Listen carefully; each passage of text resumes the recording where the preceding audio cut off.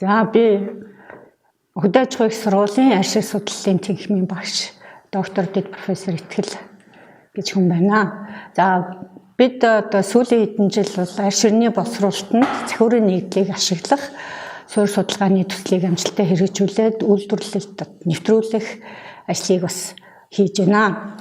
За арь ширний боловсруулалтанд анхаарах хамгийн гол асуудал нь бол одоо арь ширний үйлдвэрлэлээс гарч байгаа хаягдл усны бохирдлын төвшин байдаг.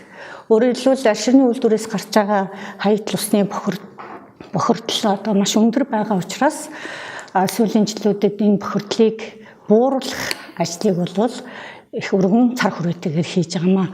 За арь шир боловсруулалт гэдэг маань бол дараалсан олон физик, химийн болон механикийн дамжлага ажиллагаануудын цогц үйл ажиллагаа байдаг. Арь ширийг боловсруулах дамжлага ажиллагаанууд дотроос шохоодлогын дамжлага ажиллагаа нь бол хамгийн их одоо бохирдлыг үүсгэдэг ийм дамжлага ажиллагаа байдаг. Ийм ч учраас бол одоо бүх судлаачид эрдэмтдийн гол анхаарал бол энэ шохоодлогын дамжлагын бохирдлыг бууруулах дээр бол чиглэдэг. За үүний нэг адилууд бид энэ одоо арь шир боловсруулалтын шохоодлогын дамжлага ажиллагаан дээрх хаягдл усан дахь бохирдлын түвшин бууруулахын судалгааны ажлыг бол хийж гүйцэтгээд тодорхой үр дүнд хүрээд байна. Арь ширний үйлдвэрийн бохирдлыг одоо үндсэн 3 үзүүлэлтээр тодорхойлдог. Өмбөр бодисын хэмжээ, биологийн хэрэгцээ түжил төрөгч болон химийн хэрэгцээ түжил төрөгчийн үзүүлэлтүүдээр бол бохирдлын түвшин тодорхойлдог юм аа. За тэгэхээр энэ уламжлалт технологийн буюу хэвшмэл технологи дээр бол энэ шохоодлогын дамжлага дээр шохоо болон хүрт натрийг бол хэрэглэдэг. Бидний одоо санал болгож байгаа технологи дээр бол шохоо оронд шингэн шилийг хэрэглэх ийм саналыг бид нар төвшүүлж байгаамаа.